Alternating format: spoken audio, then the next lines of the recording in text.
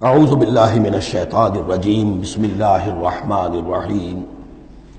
وَيَقُولُ الْإِنسَانُ وَإِذَا مَا مِتُّ لَسَوْفَ أُخْرَجُ حَيًّا، اور یہ انسان کہتا ہے حیران ہو کر، کیا میں جب مر جاؤں گا تو پھر مجھے زندہ کر کے اٹھا لیا جائے گا؟ یعنی یہ وہ لوگ ان میں سے کہ جو بعث بعد الموت کے منکر تھے۔ میں نے بارہا آپ کو بتایا کہ اکثر و بیشتر تو وہ مانتے تھے، لیکن وہ کہتے تھے کہ وہاں ہمیں چھڑانے والے ہیں، ہمارے شفعاء ہیں، ہؤلاء شفعاؤنا عند اللہ۔ تو بعث بعد الموت کے وہ منکر نہیں تھے،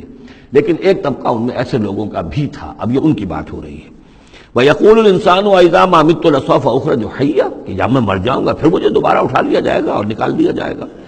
أَوَلَا يَذْكُرُ الْإِنسَانُ، تو کیا اس انسان کو یہ یاد نہیں ہے، أَنَّا خَلَقْنَاهُ مِن قَبْلُ وَلَمْ يَكُ شَيْئًا، کہ وہ کچھ بھی نہیں تھا اور ہم نے اسے پیدا کیا ہے۔ تو کیا مشکل ہے ہمارے لیے دوبارہ اس کو پیدا کر دینا؟ کیا تھا وہ پہلے، اس کی کیا حقیقت تھی؟ یعنی جہاں سے ہم اپنے آپ کو جانتے ہیں وہ بھی ظاہر بات ہے کہ ایک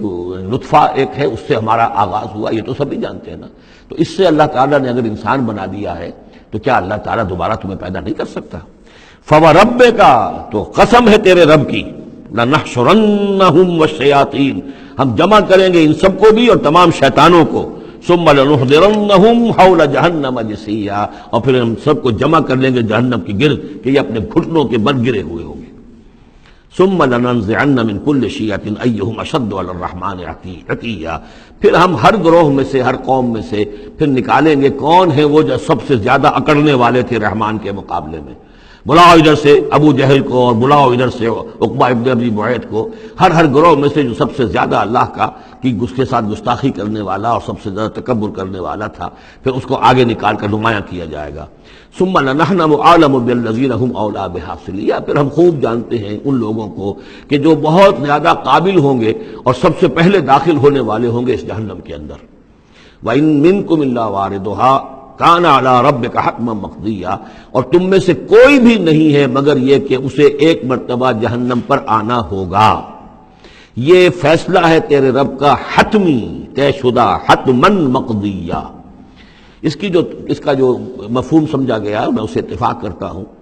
کہ اصل میں وہ پل صراط جس کا تذکرہ جو ہے آئے گا سورہ حدید میں بھی اور پھر سورہ تحریم میں بھی، جس کو ہم پل صراط کہہ دیتے ہیں، الصراط ہے وہ،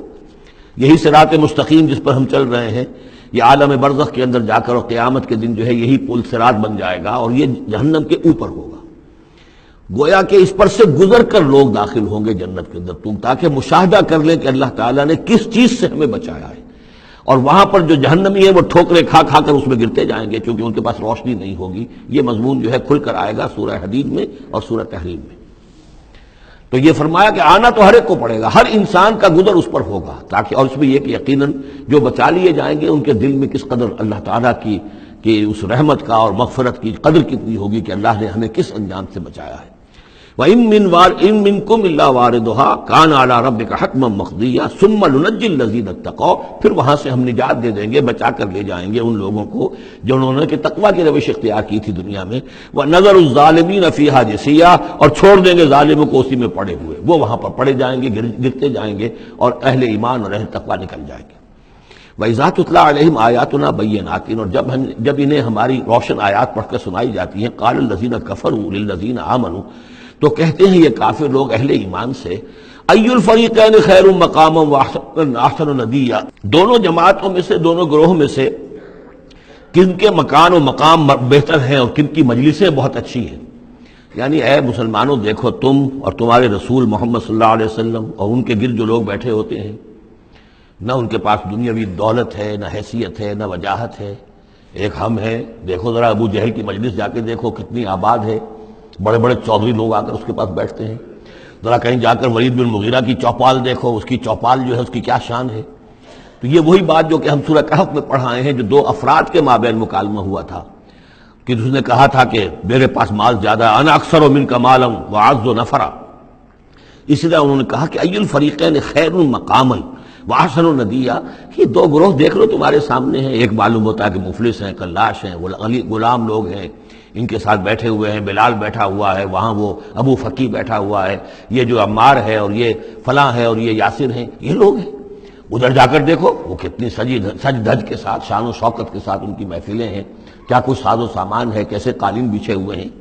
ای الفریقین خیر مقاما واحسن ندیا، وَكَمْ أَهْلَكْنَا قَبْلَهُم مِّن قَرْنٍ، اور ہم نے ان سے پہلے کتنی ہی قوموں کو ہلاک کیا ہے، ہم احسن اساسا وریا، وہ ان سے بھی کہیں بڑھ کر تھے